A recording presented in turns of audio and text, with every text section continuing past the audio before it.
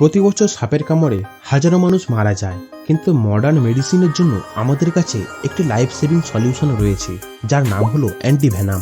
আপনারা জানেন, সাপ কামড়ানোর পর যে অ্যান্টিভেনামটি দেওয়া হয় সেটি সাপের বিষ থেকেই তৈরি করা হয়। কিন্তু আপনারা কি কখনো ভেবে দেখেছেন সাপ কামড়ানোর পর যে অ্যান্টিভেনামটি দেওয়া হয় সেটি কিভাবে বানানো হয়? আজকে সেটি আমরা এই ভিডিওর মাধ্যমে জানব। সবার প্রথমে সাপের বীজটি খুব সাবধানে বের করে নেওয়া হয় এবং সেটিকে পাতলা করে নেওয়া হয়, যাতে সেই বীজটি একটু কম ক্ষতিকারক হয়ে যায়।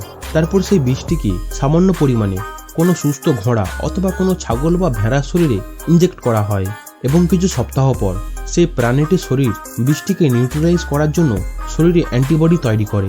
এইভাবে কয়েকবার তার শরীরে বীজকে ইনজেক্ট করা হয়, যতক্ষণ না পর্যন্ত সেই প্রাণীটির শরীরে পর্যাপ্ত পরিমাণে অ্যান্টিবডি তৈরি হচ্ছে।